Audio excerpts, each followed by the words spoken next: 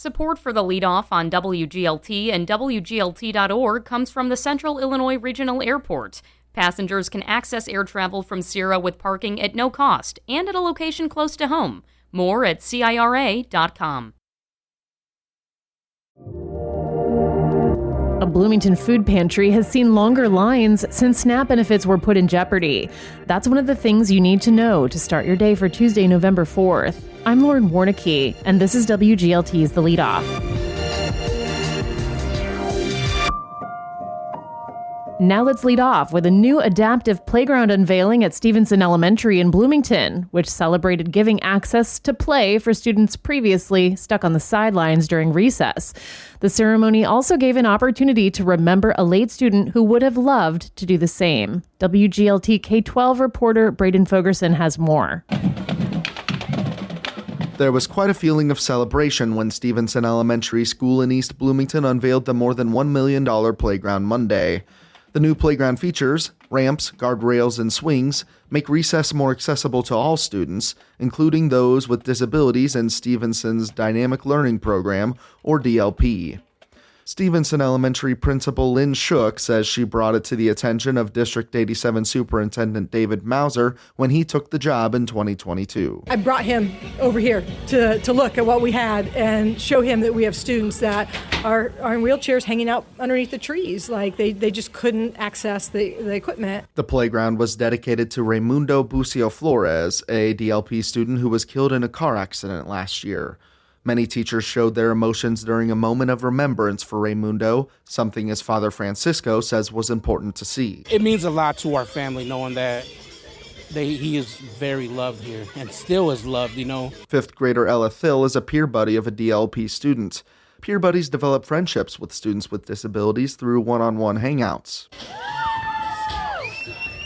Thill spent time with her buddy Carter while both enjoyed the new playground equipment for the first time. Just to be with the DLP means a lot to me because I know my baby brother is actually autistic, so I know how to deal with it, so it's a lot. It means a lot to me. The city and District 87 shared the cost of the new playground, along with a $400,000 state grant. I'm Braden Fogerson. Here are some other stories we're following in the WGLT newsroom. 17 candidates have filed for the 10 contested McLean County board seats next year. That's one race in each district. Sheriff's Lieutenant John Albee is running to replace the retiring Sheriff Matt Lane. The county clerk and treasurer are running for re-election unopposed. The sponsor of a bill to regulate homeowner insurance premiums in Illinois says he plans to try again in the spring session. State Senator Mike Hastings' bill would have required insurers like State Farm to notify customers within 60 days of premium increases of at least 10%. And a scam in Logan County is trying to get personal information by threatening their arrest, claiming they missed jury duty. The threats have come via phone and text messages. You can find more on these stories at WGLT.org. As funding for the Supplemental Nutrition Assistance Program, or SNAP, has been paused, food pantries in Bloomington-Normal are seeing an uptick in clients. The St. Vincent de Paul Clothing and Food Pantry in Bloomington is open every Monday and the second and fourth Saturdays each month, serving meat, dairy, produce, and much more. But their increase in families has forced them to turn some people away. WGLT student reporter Ben Howell has the story. The St. Vincent de Paul Food Pantry has seen an additional 150 families come to its doors since the government shutdown put SNAP benefits in jeopardy a month ago. That brings a total of over 600 families they have served in recent food drives. But this morning, volunteers at the pantry were preparing to see more than 700. The distribution began before the Trump administration indicated in court that it planned to keep some SNAP benefits intact during the shutdown. Beneficiaries will get half of what they typically get. 30 minutes before the pantry opened, cars snaked through 4 city blocks as they lined up for the first-come, first-served food their families are counting on for the week. A few dozen were in the walk-up line. Among them was Charles Bradley of Bloomington. It's helped me tremendously.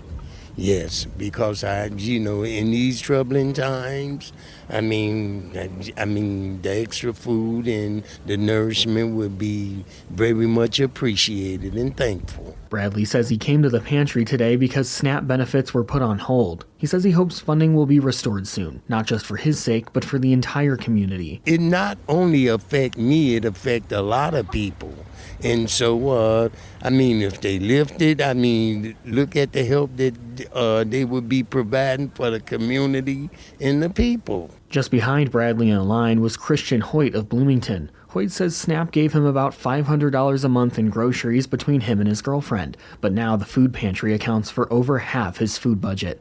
Hoyt says without the food pantry, I think that would impact us and quite a few other folks here pretty heavily. We wouldn't all be here, and we'd pretty much all be out on the streets trying to figure out who's going to be able to give us a meal. Hoyt says government leaders could all do more to support struggling families with the loss of SNAP. All I would have to say to them was, please get off your high horses. Let people live. We're all human. I don't believe that, anybody should have that kind of power to just take all that food and all that support away from us. Governor J.B. Pritzker signed an executive order last week to provide $20 million in state funding to support Illinois food banks during the government shutdown. It's unclear if St. Vincent will receive any of it. That's according to Judy Adelman, who leads other volunteers distributing food at St. Vincent. She says numbers were increasing even in the last 6 months, even before SNAP was threatened. A lot of people are concerned always, right, for whatever happened. They've just lost their job or they've just had something happen, whatever. But I'm sure that the same thing applies to this situation, which is why we're concerned and are trying to get through as many as we can. St. Vincent offers a variety of goods to clients, including proteins, vegetables, produce, and grains. The pantry is also customer choice, meaning clients can make the best selection for their households. But Adelman says due to the increase in demand, the pantry has had to make some adjustments. We're just kind of putting it in their carts, putting it in their cars, and not stopping. And that's the part that we're sad about, is that we don't have the time to chat with each person as they come through. We'll definitely be pleasant and kind, but food choices are not the only thing to change in the pantry. Adelman says more volunteers have been enlisted to help unload trucks, to bag items for families, and move pallets of food around the pantry. I'm Ben Howell. Read more of Ben Howell's reporting on food pantries in Bloomington-Normal at WGLT.org. Before we let you go, the McLean County Regional Planning Commission is hosting the first of 3 public informational meetings tonight on a plan to make Veterans Parkway safer. The open house is tonight from 6 to 8 at the Bloomington Moose Lodge on IAA Drive. And that's it for today. I'm Lauren Warnicki. The show was produced by Cheyenne Brown. You can subscribe to the Leadoff on the NPR app or wherever you get your podcasts.